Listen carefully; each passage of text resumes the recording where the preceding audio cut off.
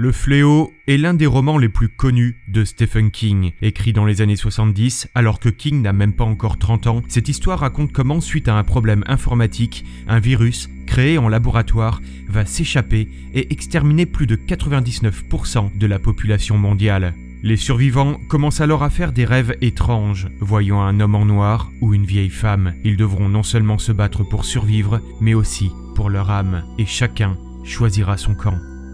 Stephen King avait déjà écrit sur le sujet de la pandémie avec la nouvelle Night Surf qui avait été publiée dans le recueil de nouvelles Night Shift en 1978. On peut considérer cette courte histoire comme étant une sorte de prototype de son roman Le Fléau, car plusieurs idées y sont ensuite reprises.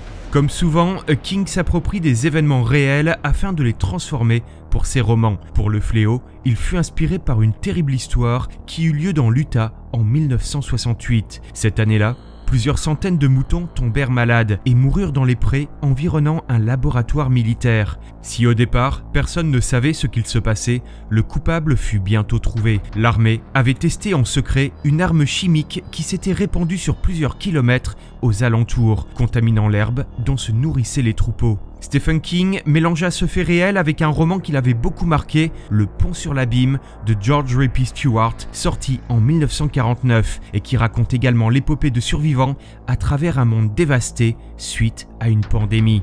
King créera donc à partir de ces éléments une grande fresque façon Seigneur des Anneaux, version apocalyptique. Il dira d'ailleurs lui-même que Le Fléau est une sorte de réponse au chef-d'œuvre de Tolkien. On peut également faire quelques parallèles entre les personnages, Randall Flagg pouvant être vu comme Sauron, Abigail comme une sorte de Gandalf, ou encore Franny qui, comme Frodon, démarre sa quête en quittant son petit village pour finalement se retrouver avec le destin du monde sur les épaules.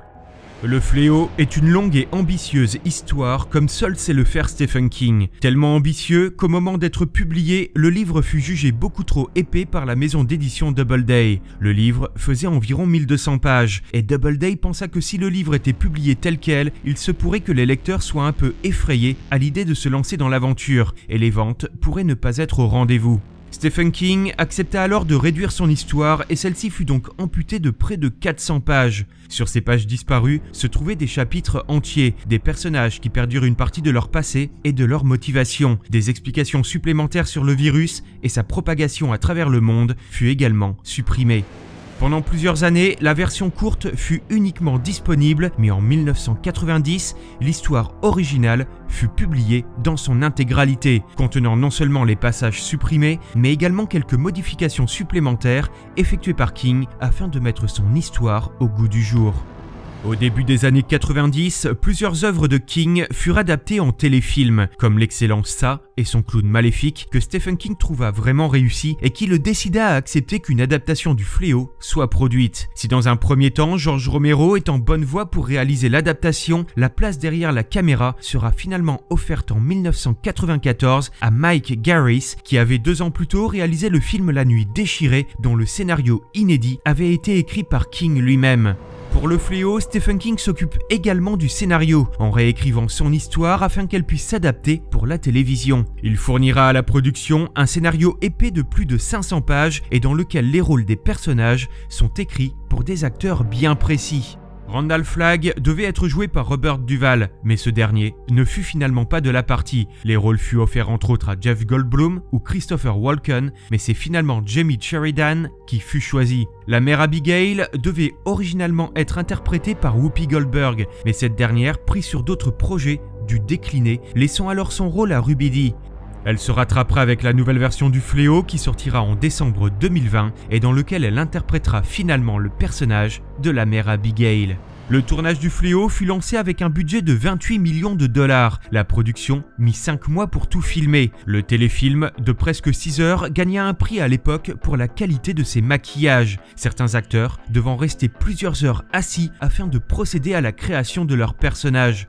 Pour ce qui est des effets spéciaux, ils ont assez mal vieilli, mais la mini-série reste toujours très sympathique à voir, surtout pour son ambiance d'apocalypse vraiment très réussie.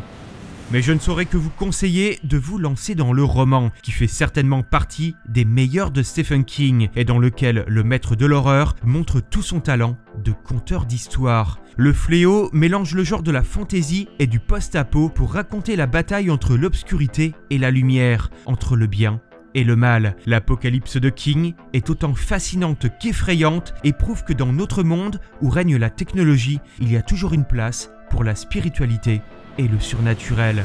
Et vous, qu'avez-vous pensé du Fléau? La mini-série de 94 vous a-t-elle également marqué pour son ambiance cauchemardesque? Dites-moi tout cela en commentaire. Merci à tous d'avoir regardé cette vidéo et à très bientôt pour une prochaine séance de minuit.